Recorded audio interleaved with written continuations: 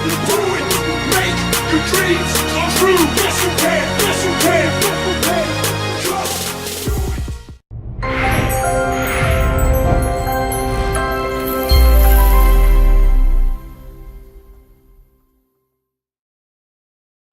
So I love the conversation that we get to have. I love where the conversation gets to go. We're talking about biohacking and how you get to change your reality, how you get to control and design it. And I think that's wonderful because I think we're doing that. I know I've been doing it much longer than I knew the word. I've been designing and redesigning and redesigning. Anyone else? And redesigning and come on, hold your hands up high if that's you. And redesigning and redesigning and redesigning, right? And looking at the blueprint called me and what works and what doesn't work and embracing what works and embracing what didn't work and accepting that some things will be for a season and that a season could be 3 months, 3 years, or 13 years, and then redesigning it. Not only financially, spiritually, emotionally, and physically. And so today I want to address how do you biohack the fear? And it's funny that I would be having this conversation because for so long I wasn't afraid of my possibility of failing. I was afraid that it might work. Anybody else know what I'm talking about? Okay, I'm in the right room. Make sure I made a right where I should have made a right, up those heels. And so I just want to, for a moment, I want us to be okay talking about fear. Because when we talk about it, we can disseminate it, we can minimize it into the nothingness that it always was. But first, we have to be willing to step into it. And this conversation, when we talk about biohacking, changing our body, changing the way it operates for us, if that has not been my journey, OMG. But I also have to biohack my mindset around money. Anybody else? That's a good thing for right. And I had to also biohack my mindset around my worthiness of long-term love. Anybody about that? Oh, I'm so in the right room with all my brothers and sisters.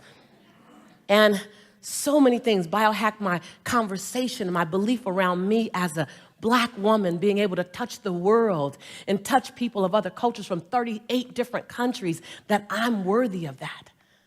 Like constantly. And as you chip away, and no one change, no one transformation happens all at once. So it's not a 180-degree turn. It's not like you have this amazing breakthrough, the ceiling opens up, lights come down, and you hear the angels sing, oh, you are now changed. It just ain't happening like that.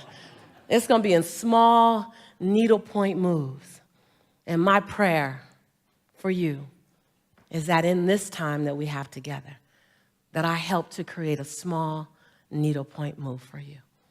And then if we choose to play together more and learn from each other more, then I can create another needlepoint move for you.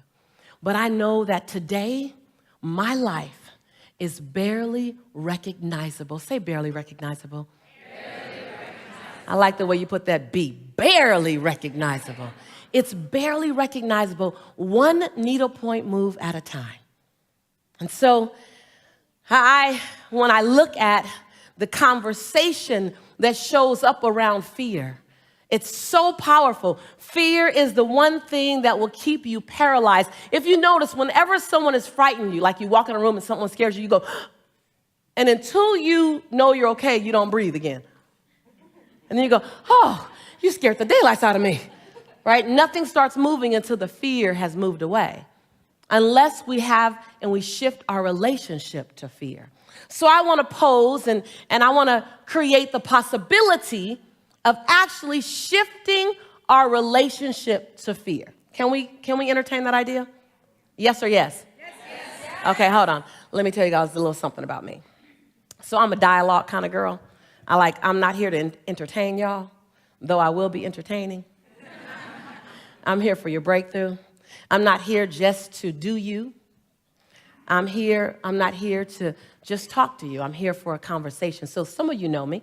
You know that I like yes, yes. And let me tell you why. When I'm in church and I say something they love, they say, amen, but we're not in church. When I'm with my girls and I say something that they like, they say, oh, you go, girl. But don't worry, I'm not going to do that to you. I know you're in the front row. I know you'd hang with me. But I won't do it to you. When I say something that resonates with you, I want you to say yes, yes. I want that second yes to be louder than the first yes. I want that second yes to make you have to sit up in your chair a little bit. Now, this isn't a shtick I do. This isn't just something I do to have the Lisa Nichols brand. I'll tell you why I do it in a minute. But I want you to play full out. I want that second yes to cost you something. I want that first yes here. I want that second yes here. Let's try it on the count of 3. 1, 2, 3. Yes, yes. See, only A-Fest starts out like that. Oh, my God. When I'm like at Wells Fargo, oh, my God, or Prudential, or they're like, yes, yes. I'm like, dude, loosen your tie. Like, I said screaming. They're like, yes, yes. I'm like, no, no. So I want that second yes to be a yes that you didn't expect to say this morning when you got up and got dressed. I want that second yes to come from your belly. I want that second yes to be that yes that you own unapologetically. Let's try it again. 1, 2, 3. Yes, yes. Every time I say something that resonates with you, I want you to say, yes, yes. Every time you hear your truth, I want you to say, yes, yes. Every time you hear something, even if it stings and don't feel good, I still want you to say, yes, yes. Even if your neighbor's not participating, I still want you to say, yes, yes. And when we leave this room and you go and you have dinner and you dance and someone says something that feels good to you, I want you to say, yes, yes. And even when you leave this place and something feels good to your soul, I still want you to say, yes, yes. I want to hear you all the way from Cali. I want you to say, yes, yes. And even when you have a dream and you don't know how you're going to get there, but you know what the dream is, I still want you to hear yourself say, yes, yes. With no one being your witness. Yes, yes. There you go. I'm not going to keep doing this. It's your turn. Even if no one agrees with you, still say, yes, yes. Even if you have to walk alone, still say, yes, yes. Even when it feels like you have no idea how you're going to make it happen, still say, yes, yes. And let me tell you why the second yes is higher than the first yes. Because the first yes is to you. It's to your dream.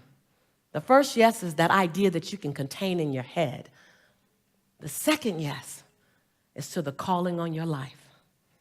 That second yes is to the biggest version of you that you haven't even seen yet.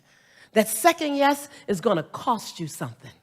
That second yes is going to require you to let go of some old toxic habits and some old toxic beliefs. It's going to require you to release some of the fear you have and hold on to your passion. That second yes is going to require you to become someone you haven't even seen yet. It's going to require you to say the things you haven't said and do the things you haven't done so that you can become the man, the woman you've always known yourself to be. Yes. That was the cue up. That was your first test. You passed. And so that second yes has to be a little bit louder and sometimes a lot louder than the first yes, depending on where you're stepping into your next season. And so I just stopped by. 7 days ago, I was in Australia on my Aussies. And 5 days ago, I was in Cincinnati. And 3 days ago, I was in Cali.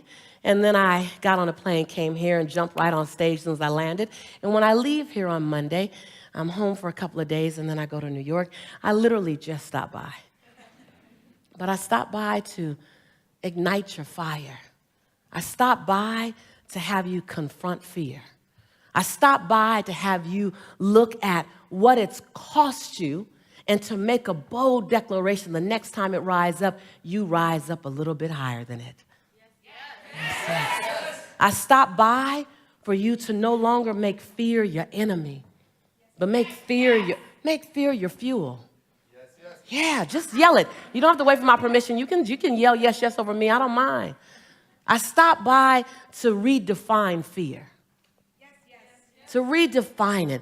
Because fear is an emotion like any other emotion. Fear is an emotion like love, like compassion. Fear is an emotion, we just gave it more power.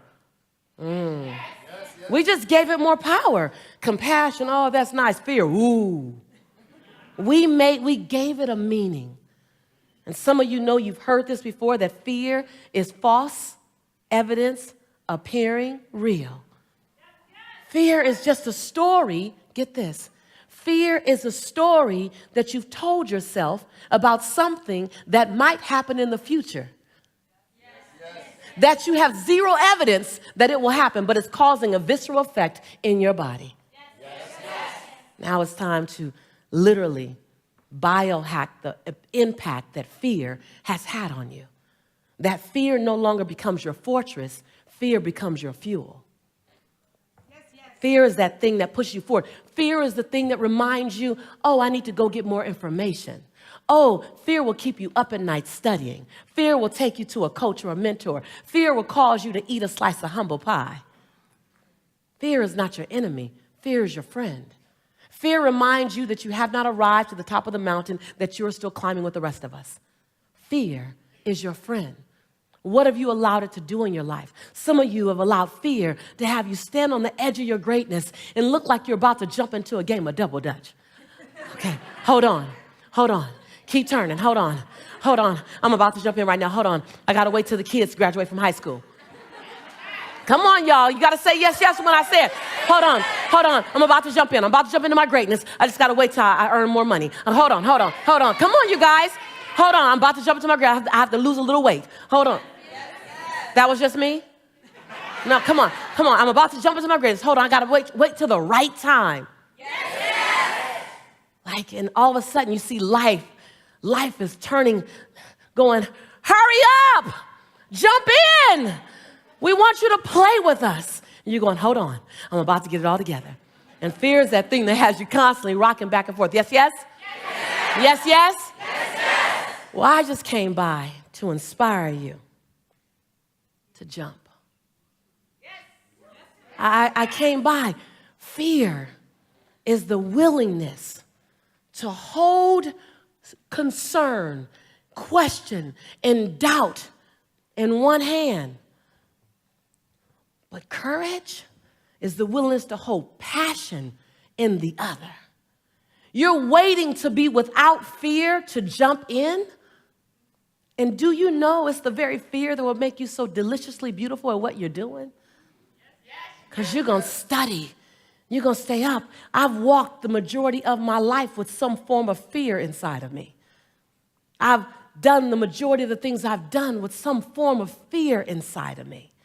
See, when my son was 8 months old and I couldn't afford to put Pampers on him because I didn't have any money to buy Pampers, so I wrapped him in a towel for 2 days. I looked down at my son, riddled with fear, and I made a promise. Because before I would hold on to the fear, I was holding on to the passion. I said, Jelani, don't worry. Mommy will never be this broke again. And with a belly full of fear and a heart full of passion, I began to redesign the experience called Lisa Nichols. So I just stopped by to ask, are you willing to redesign and to up-level the design, the experience called you? What would you do if you knew you couldn't fail?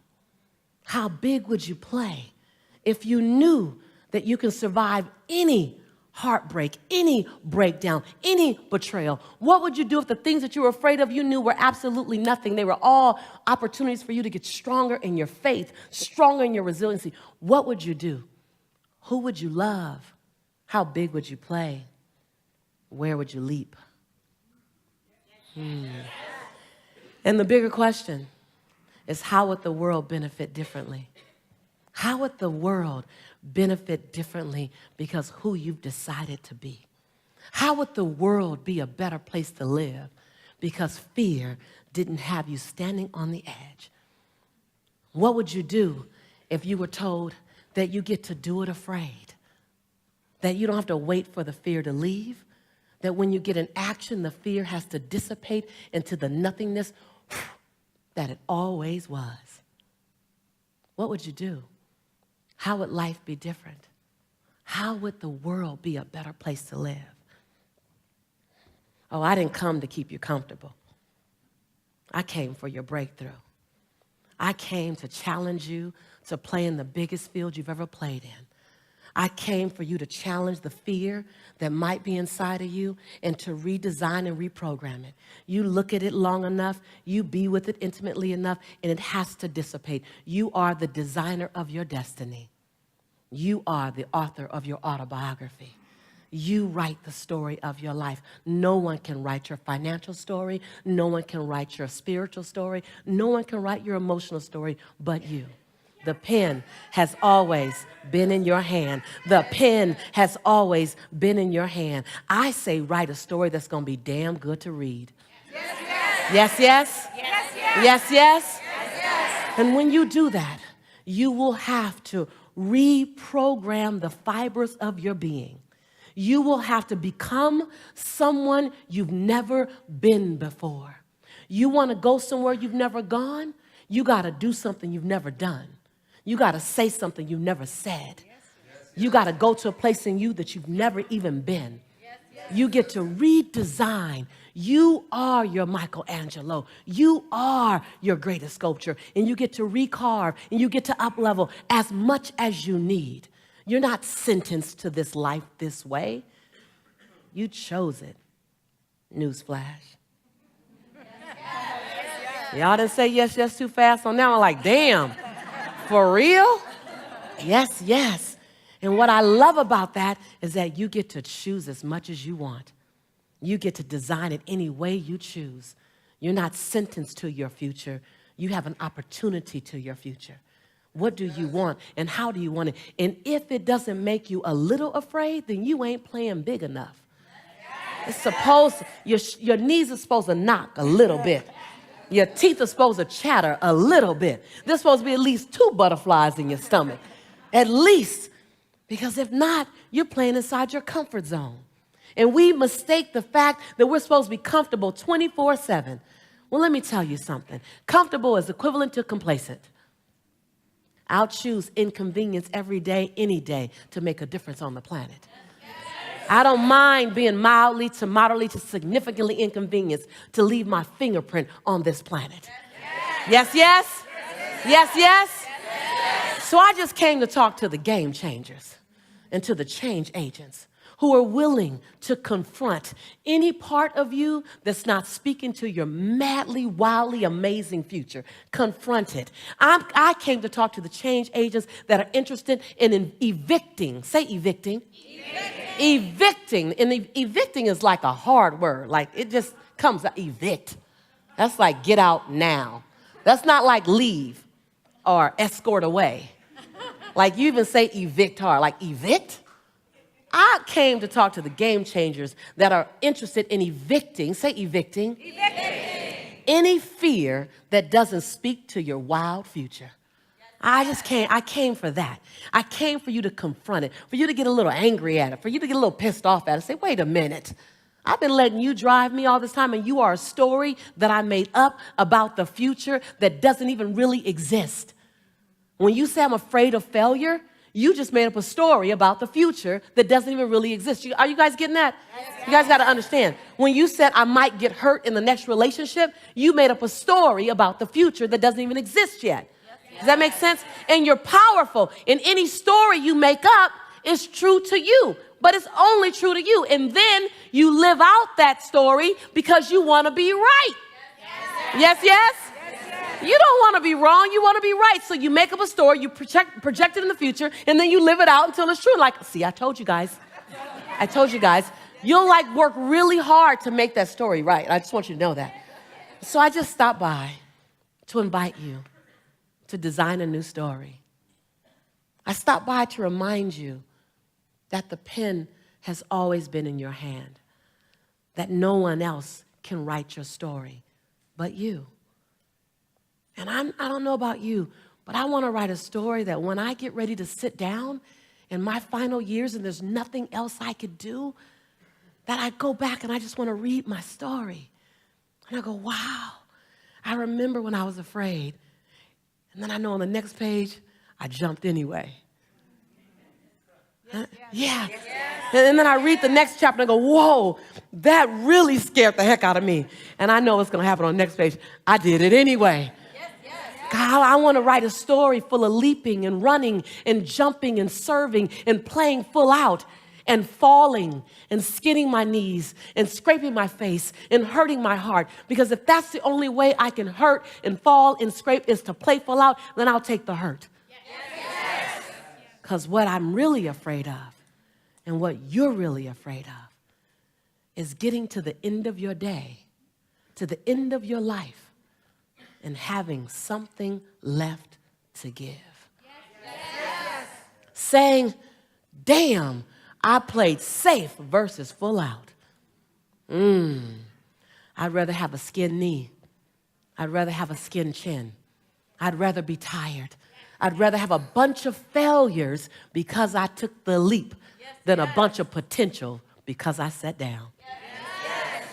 I just stopped by to challenge your greatness. I stopped by to remind you of who you were always designed to be. I don't know if they wanted me to stay on that stage. I can do whatever I want. It's my party. But the next 20 minutes is my party. I just want to be close to you. I want to remind you.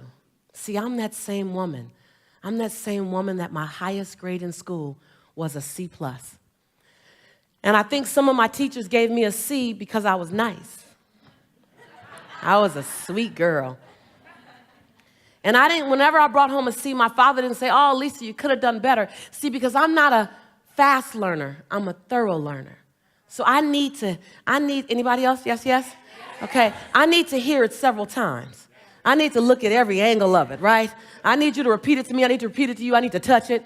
I'm a kinesthetic learner, and school goes a little fast for that experience. And so I struggled all through school. The last time I took an English class, I got a fail. And my English teacher said, Lisa, you have to be the weakest writer that I've ever met in my entire life. Don't worry. Did you guys know I have a bestseller that's out right now? It's called Abundance Now. She has a copy. So does my English teacher. Yes. Other people's opinion of you is none of your business, right? And so I set inside my life. The last time I took a speech class was in my freshman year of college, which I don't want to mislead you. That was also my senior year of college. And my speech teacher said, Miss Nichols, I recommend you get a desk job and you never speak in public. I said, okay. Yeah. Let me tell you something. Some of your fears come out of something someone said about you. Some of your best motivation came wrapped in sandpaper. Some of your best motivation didn't come wrapped in love and came with warm cookies and milk. It came wrapped in sandpaper. It came wrapped in thorns. It came wrapped in that divorce. It came wrapped in the loss of a loved one. It came wrapped in something that didn't work. Some of your best motivation that you needed, some of the best lessons that you need to learn came wrapped in sandpaper. Yes? Your job is to take the information, to take the lesson, and to take the opportunity and use it to fuel you, not make you afraid. Yes? I look at my life, and for 18 years, I wouldn't touch a microphone. I wouldn't do anything near speaking. As much as I love speaking, I was afraid. Say afraid. I was afraid of being judged. Anybody there? Come on, one hand up. If you're really afraid of being judged, 2 hands up. Some of you need to do 2 hands up and stand up. Come on, you know. If that's that thing that drives you, I appreciate it. Thank you. I appreciate it. I was afraid of being judged. And this conversation today is about confronting your fear. Confronting your fear. And I remember for years I wouldn't speak. People would say, God, you should be a speaker. I said, no. My teacher told me. My teacher said I shouldn't speak in public. And he's a speech teacher. He knows better. And so I got a job in accounting. Because that was far from numbers. Far from people, close to numbers. I was kind of far from the numbers. And today I do revenue streams and things very well. But back then, debits and credits, I could care less. I was in accounting for 7 years. Anybody in accounting here? Pray for you. I was horrible at it. I was in collections. I want to be liked too much to be in collections. Like, my ultimate goal is that people love me. So I'm in collections. I'm calling people, telling them they have to pay. They're telling me that they can't pay. My child is in college, I can't pay. And I go, oh, okay. Well, you know what? Since you can't pay, and I know you can't pay because I believe that story is a good story, I'm going to do you a favor. I'm not only going to zero your balance out, I'm going to take you off the list. So my supervisor calls me into the office, and she said, Lisa, what do you want to be when you grow up? I was about 23. I said, I thought it was a test of my commitment to the company. I said, I want to be the best accounts receivable manager ever. And I swear I saw her cringe.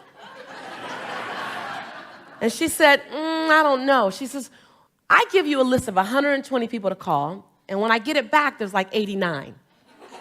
I don't know what's happening. I said, oh, don't worry, I'm doing you a favor. I'm taking off everyone who can't pay.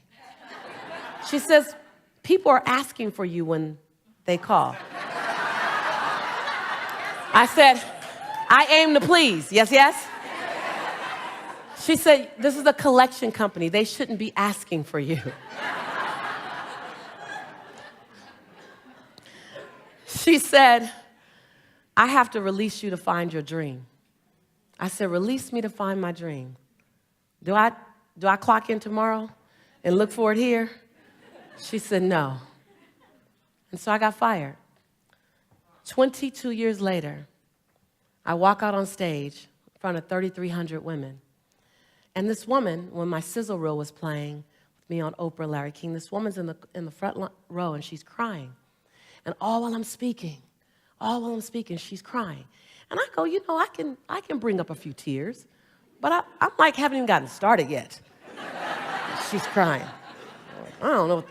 So then afterwards, I'm signing autographs, about 280 people in line. I'm signing autographs, and she's crying the entire time.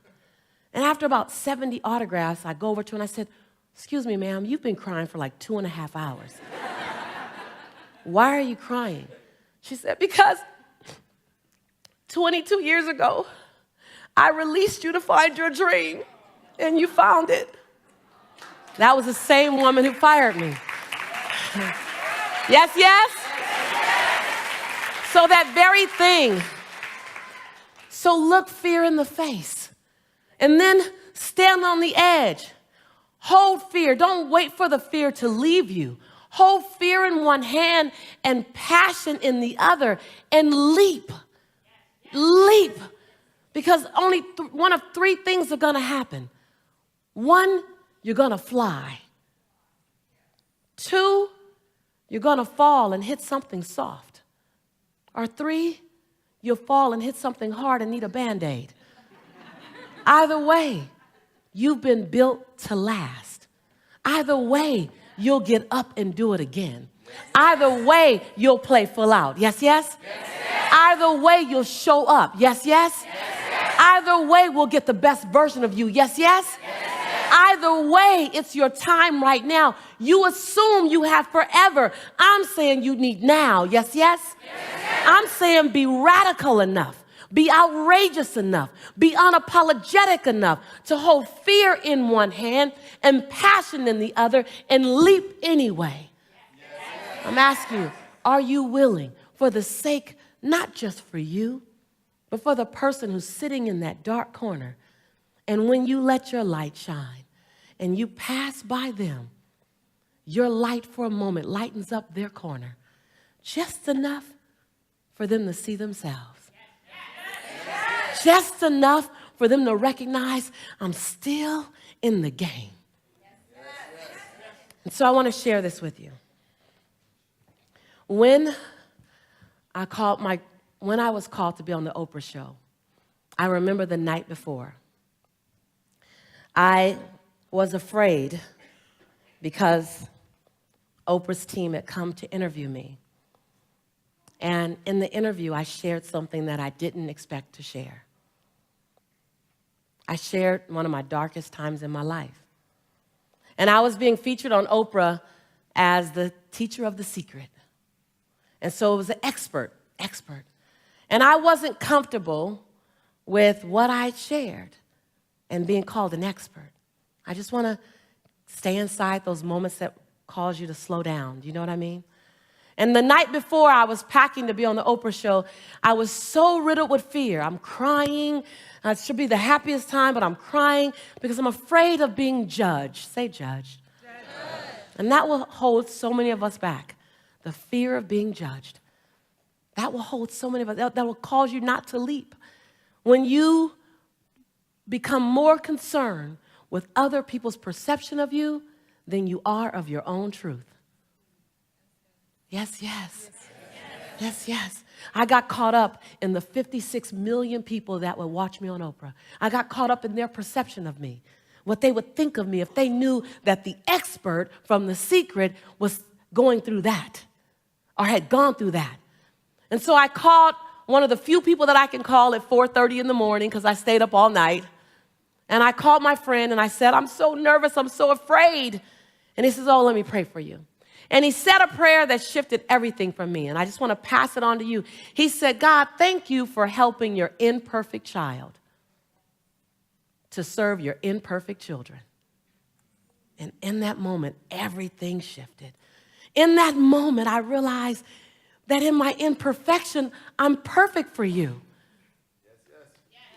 In my imperfection, I'm perfect for you. In climbing over my fears, in climbing over my discouragement, in climbing over my issues, in that, I'm perfect for you. And so there's not one thing you can be afraid of that doesn't make you perfect for us. Not one thing. Not one thing you can go through. Not one thing you can come through. Not one thing you can be on your way to that doesn't make you perfect. Say perfect. Say perfect. To do that thing that you've been designed to do, to say that thing you've been designed to say, to bring that experience that you've been called to bring. You are perfect. Say perfect. In your imperfection. Say imperfection. When you become perfect, really, we no longer can relate to you. So are you willing to go to the edge and hold fear in one hand and passion in the other and leap?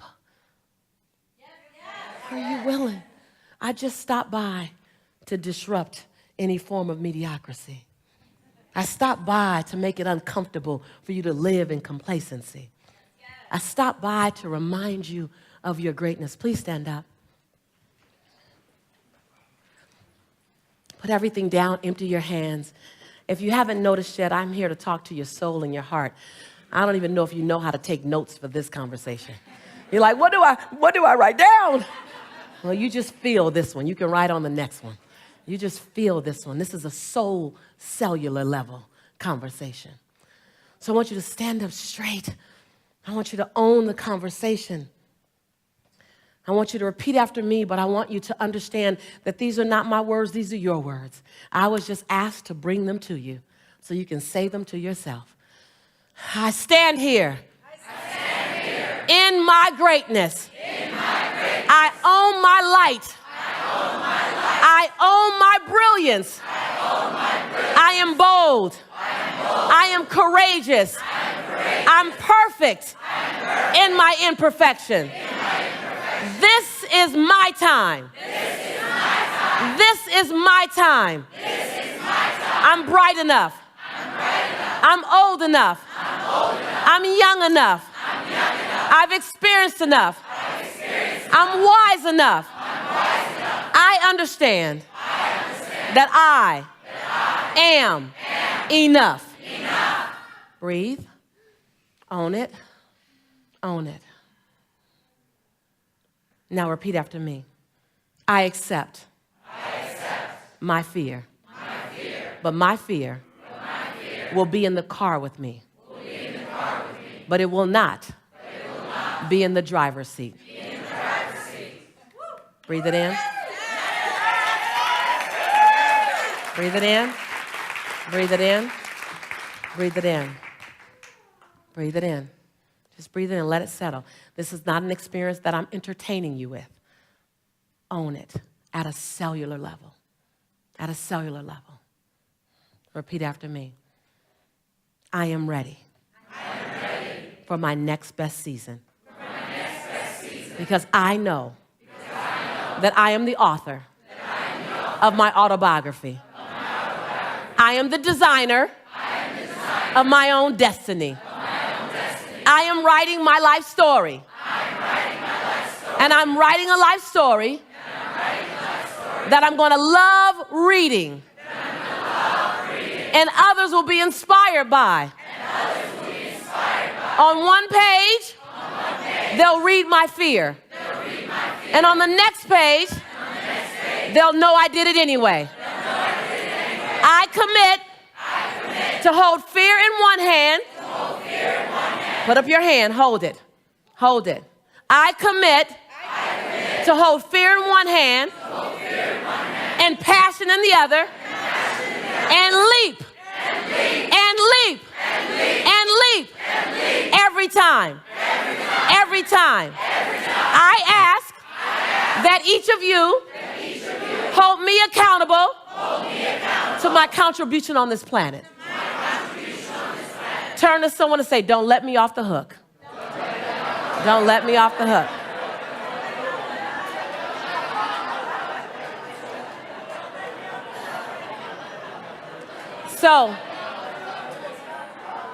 So in closing, stay standing, stay standing.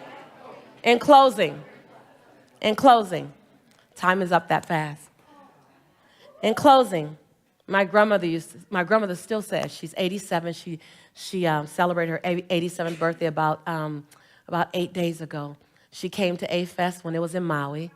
Was anyone in Maui and met my grandmother? It was a while ago. You met my grandmother in Maui? Well, my grandmother, I brought her on stage, and as she waves, she does a little float wave. And I said to everyone, you can talk to my grandmother afterwards. I'll be autographing books, and you can talk to my grandmother. And afterwards, after my grandmother talked, there was a line to talk to my grandmother. She sat in a little chair, and everyone came up to her, much like they went to Vishen's mom.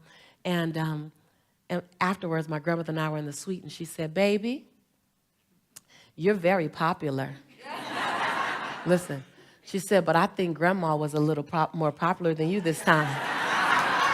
I'm not comparing, but my line was a little longer than yours.